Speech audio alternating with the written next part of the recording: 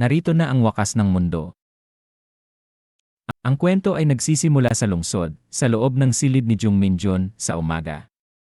Bukas ang computer at naka-on ang larong Rage the Zombie. Habang natutulog si Jung Min-jun, tumunog ang alarm ng kanyang cellphone, hudyat na alas 7 ng umaga at 5 minuto na, ika-5 ng Pebrero, araw ng Miyerkules. Bigla siyang nagising at nagsabing, nakatulog na naman ako habang naglalaro. Umupo siya at kinuha ang cellphone, sabay sabing, gusto ko nang huminto sa pag-aaral, habang lumalabas ng kanyang silid. Sa refrigerator, napansin niya ang mensahe ng kanyang ina na nagsasabing, pumasok na ako sa trabaho. Kumain ka ng maayos at pumasok sa eskwela. Sandali niyang tinitigan iyon bago lumabas ng bahay. Tinignan niya ang gusaling nasa unahan, The Palace 104, at naisip, ang mga batang nakatira riyan siguro, hindi nila maiisip ang buhay na meron ako. Naglakad siyang mag-isa papuntang paaralan. Ilang sandali pa, sa eskwelahan, bumagsak sa lupa si Jung Min-jun habang napapahawak sa kanyang katawan sa sakit. Hay naku! Sabi ni Park Seong-bin, ay pasensya na, Min-jun. Ayos ka lang ba? Sinubukan ko namang hinay-hinay lang. Sabi ng isa pa nilang kaibigan, kung mali ang bagsak mo kanina, baka nabasag ang ulo mo, pare. Pero grabe, ang galing ng huling galaw mo, Min-jun. Sabi ni Park Seong-bin, pero teka, ano yung sinabi mo? Hay naku! Mali ba ang dinig ko? Hala, si Min-jun talaga haha. Si Park Seong-bin, 18 taong gulang, mula sa Seomun High School, ika-2 taon, klase 3, ay nagsabing, dahil ba palagi na lang kitang pinagbibigyan? Lakas mo namang asar ngayon ha, gago ka talaga. Sabi ni Hanyena, ang ingay-ingay niyo sa hallway. Tumigil si Park Seong-bin, sabay sabi ni Hanyena, ano ka ba, bata? Park Seong-bin, ilang beses ko bang sinabing tigilan mo ang pambubuli sa mga talunan? Hay naku, sagot ni Park Seong-bin. Nag-isip pa ako kung sino yon, si Hanyena lang pala. Sabi ni Hanyena, kahit sino pa yan, mga talunan man o ikaw, Park Seong-bin, na nang-aapi ng mga estudyante, nakakadiri ka. Huwag kang manggulo sa harap ko at huwag mong sirain ang vibes ng paaralan. Hinawakan ni Park Seong-bin si Jung Min-jun at sinabing, hoy, bullying daw. Anong bullying? Si Min-jun ang maskot ng klase natin. Nakikipaglaro lang ako, haha. Sabi ni Hanyena, kung gusto mong makipaglaro, huwag dito sa hallway, lumabas kayo. Sabi ni Park Seong-bin, ang pinakaayaw ni Min-jun. Ikaw, Hanyena, haha. Nag-aayos ng salamin at pinapawisan si Jung Min-jun. Sabi ni Hanyena, hoy, hindi tulad mo, hindi ko siya sinasaktan, okay? Wala lang akong pake sa kanya. Sabi ni Park Seong-bin, pareho lang din yon, hay naku, haha. Naisip ni Jung Min-jun, si Hanyena tulad ni Park Seong-bin, isa siya sa mga kaklase ko mula pa noong high school. Kilala ko na siya simula pa noong middle school. Sabi ni Park Seong-bin, anyway, makikipagkita ako sa isang opa mamaya. Sabi ni Hanyena, baliw ka ba?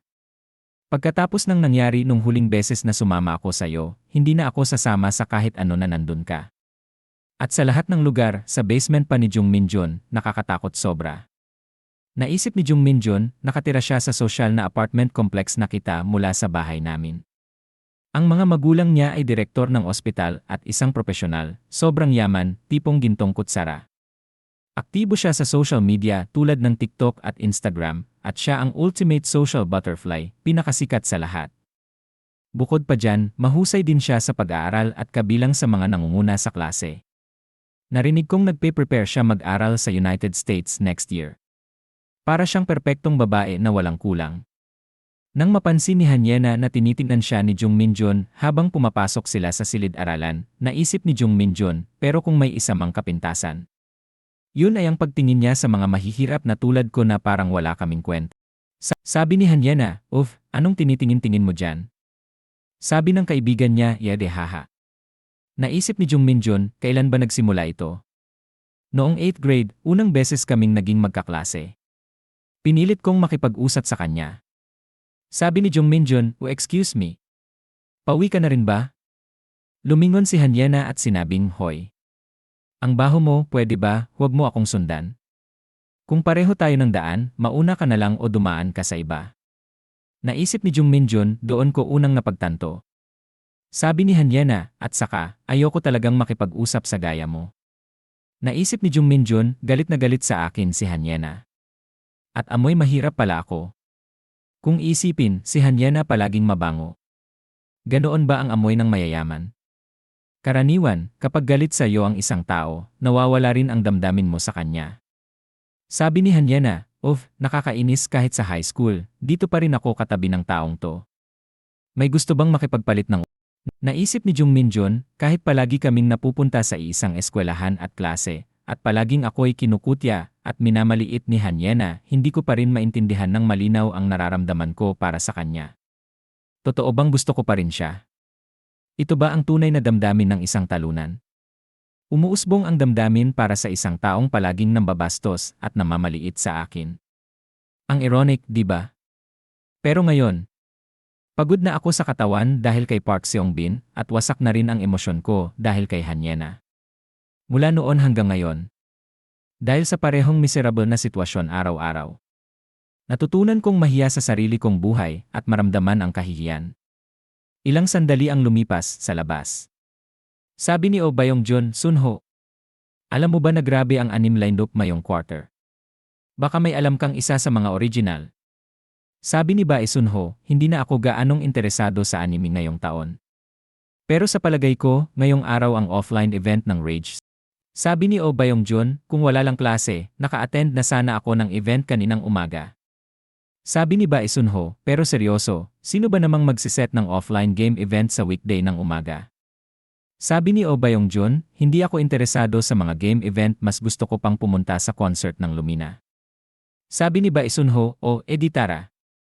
Subukan nating kumuha ng tiket. Sa tingin ko may concert sila ngayong buwan. Si Bae Sunho, 18 taong gulang, Seongun High School, 2 taon, 6 na seksyon, at si Oh Bayong-jun, 18 taong gulang, Seongun High School, 2 taon, 5 seksyon.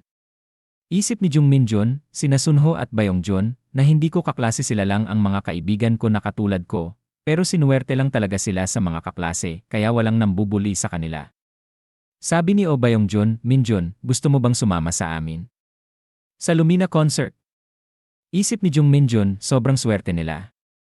Ipinanganak na may magandang kapalaran. Sabi ni Oh Bayong-jun, Jung Minjun. Isip ni Jung Minjun, ako lang yata ang isinumpa na mabuhay ng ganito ka-miserable. Sabi ni Bae Sunho, hoy. Minjun. Nagulat si Jung Minjun at napasigaw, ha? Ipinakita ni Bae Sunho ang kanyang cellphone at sinabing, sasama ka ba sa Lumina concert o hindi? Susubukan naming kumuha ng tiket. Kailangan ko nang maka-fangirl kay Jeonnim. Pawisan si Jung Minjun at sabi niya, haha, hindi na lang. Tumayo si Jung Minjun at nagsabing, simula ngayon, wala na akong pakialam sa mga idol. Gulat si Oh Bayong-jun, ano? Hindi pwede. Lakas ng loob mong tumigil bilang fan ni Lumina Jayan, isa sa 5 pinakamalulupit na idol gods, Jang Kaseol Eugene. Baliw ka na yata. Sabi ni Jung Minjun, anyway, mauuna na ako eh. Sabi ni Bae Sunho, yang taong yan, sobrang fangirl pa ng Lumina dati, pero parang mas patay na siya ngayon kaysa dati. Sabi ni Oh Bayong-jun, yanan. Bakit kaya? Sabi ni Bae Sunho, baka dahil sa dating rumor ka makaila. Sabi ni Oh Bayong-jun, arte siyang parang gumuho ang mundo dahil lang doon. May ganong klaseng loser talaga. Sabi ni Bae Sunho, ganyan ka rin siguro kung si Jang Eong ang ma-involve sa dating skandal. Sabi ni Oh Bayong-jun, totoo yan. Habang pinagmamasdan si Jung Minjun na papalayo. Ilang sandali ang lumipas sa seksyon 2-3. Tahimik na umupo si Jung Minjun at iniisip, sana matapos na agad ang klase. Sabi ni Park Seong-bin, tinitigan na naman ako ng masama nung hayop na yon kanina, hahaha. Sabi ng kaibigan niya, si Kang Hakcheol. Sabi ni Park Seong-bin, pero seryoso, mas maliit siya sa akin. Kayang-kaya ko siyang bugbugin. Sabi ng kaibigan niya, Seong-bin, nagmaka kasi. Wala siyang laban sa'yo, lol. Sabi ni Park Seong-bin, hayop na komunistang yon na iniwan ang magulang sa North Korea. Wala talagang modo. Pero paano siya nakatakas mula sa North Korea? Sabi ng isa pa nilang kaibigan, ang alam ko lang, dumating siya dito nung 13 taong gulang siya, pero wala nang detalye. Baka muntik na siyang mamatay pero naka-escape pa rin, lol. Sabi ng isa pa nilang kaibigan, uy, sabay tingin sa pinto. Pumasok si Kang Hakcheol at nagsabing, anong sabi mo? Si Kang Hakcheol, 18 taong gulang, Seongon High School, 2nd taon, 8 seksyon. Naguluhan si Park Seongbin at sinabing, ano, hayop ka? May problema ka? Sabi ni Kang Hakcheol, bantayan mo ang bunganga mo. Hinawakan ni Park Seongbin ang kwelyo ni Kang Hakcheol at sinabi, anak ka ng biskit. Tahimik niyang hinawakan ang kwelyo ni Kang Hakcheol. Tahimik namang nakatitig si Kang Hakcheol sa kanya. Sabi ng kaibigan ni Park Seongbin, hoy, tama na to. Sabi ng isa pa, Seongbin, ikaw nagsimula. Dapat siguro humingi ka ng tawad kay Hakcheol. Sabi ni Park Seongbin, pumunta ka na nga sa South Korea. Kung ayaw mong mamatay dito, tahimik ka na lang sa pag-aaral mo. Ilang sandali ang lumipas, umalis na sina Park Seongbin at ang kanyang barkada. Tumingin si Jung Minjun sa likod at napapawisan. At iniisip niya, itong bulok na seksyon sa bulok na paaralan. Ilang sandali pa.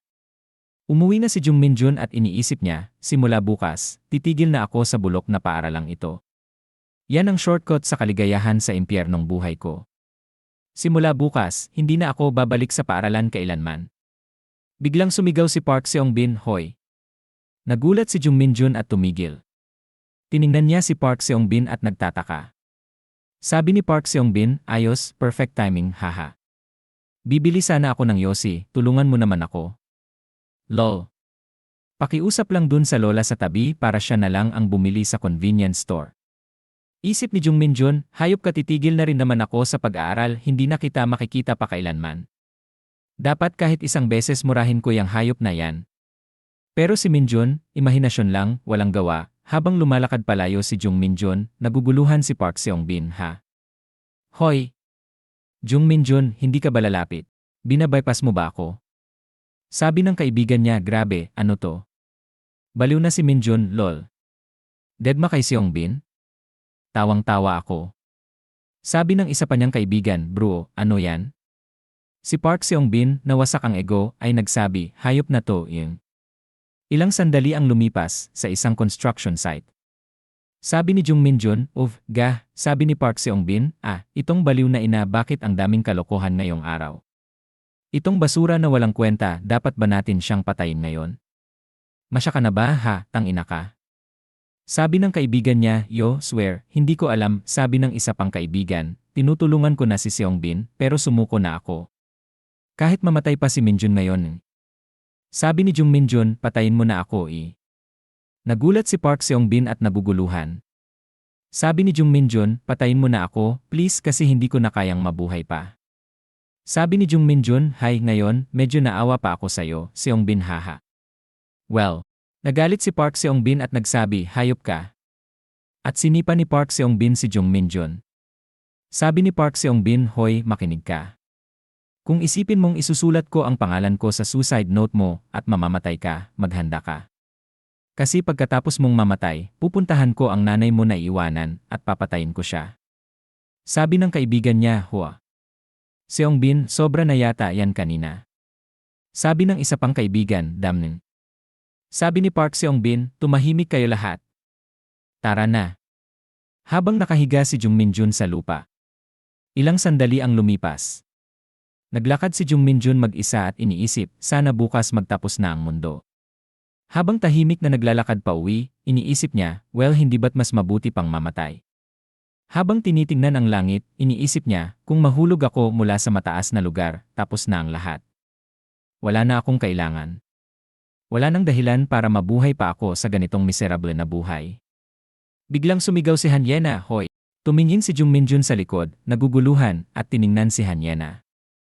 Sabi ni Hanyena, anong ginagawa mo dito? Hindi nga ito bahay mo, di ba? Anong ginagawa mo dito sa apartment complex namin? Huwag mong sabihin sumingit ka dito. Habang nakatigil si Jung Minjun sa pagkabigla, tinitingnan si Hanyena. Sabi ni Hanyena, mukhang hindi ka dumaan para mag-deliver, nandito ka ba para magnakaw o ano? Huni. Sabi ni Jung Minjun sa sarili, na, tama ka, hindi ako dapat narito sa lugar kung saan nakatira ang mga tulad mo. Dumaan lang ako dito para tapusin ang lahat. Para mamatay sa apartment mo. Naguguluhang sabi ni Hanyena, pero hey, anong nangyari sa mukha mo? Sinaktan ka ba ng may ibang tao? Habang tahimik na nanatili si Jung Minjun, sabi ni Hanyena, hoy, seryoso, nakakainis ka. Kung binubuli ka ng mga katulad ni Park Seong-bin, bakit hindi ka man lang lumaban? Pagkatama na lang sa isang beses, hindi ba't dapat lumaban ka na next time kahit matamaan ka pa ulit? Pag nakikita kita, sobrang nakakalungkot ka, seryoso. Wala ka namang alam gawin, kaya hindi ba't dapat magkaroon ka man lang ng lakas ng loob na lumaban? Hindi ba't magiging miserable lang ang buhay mo kung ganyan ang gagawin mo? Tahimik na naglakad palayo si Jung Minjun. Sabi ni Hanyena, "Ano ba? Umalis ka na naman?" Tuloy pa rin ang pag-ignore sa akin hanggang sa dulo. Hoy! Ano yan? Nababaliw ka ba? Kapag may nakikipag-usap sa'yo. Yuh! Pero seryoso, kawawa naman siya. Ang hina-hina at walang gulugod. Siguradong may sasabihin ako kay Park Seong-bin bukas. Habang pinagmamasdan ni Hanyena si Jung Minjun na papalayo. Ilang sandali ang lumipas. Pumasok si Jung Minjun sa kanyang kwarto at nagsabi sa sarili, maglaro na lang tayo. At binuksan niya ang computer. Isinuong ni Jung Minjun ang kanyang headphones at nagsabi sa sarili, pero ang tanga ko. Tinigil ko na ang pagpapakamatay dahil lang kay Hanyena. Well, tama siya. Ano ba? Pumigil na ako sa pagpasok sa paaralan. Simula ngayon, siguro hindi ko na kailangang makita pa si Park Seong-bin o Hanyena. Pero siguro, simula bukas, tutulong na lang ako kay Nanay Di. Sabi ni Oh Byung-jun, "Oh, Minjun, nandito ka." Sabi ni Bae Sunho, "Bilisan mo na at pumasok ka, naghihintay kami." Sabi ni Jung Minjun, "Sandali lang, kakabukas ko lang ng game." Ilang oras ang lumipas. Naglaro pa rin si Jung Minjun sa gabi, habang naririnig ang sigawan ng mga tao sa labas, "Kya? Ano ba yan?" Naglaro pa rin si Jung Minjun kasama sina Oh Byung-jun at Bae Sunho, habang naririnig ang ingay ng mga tao sa labas, tumatakbo at sumisigaw.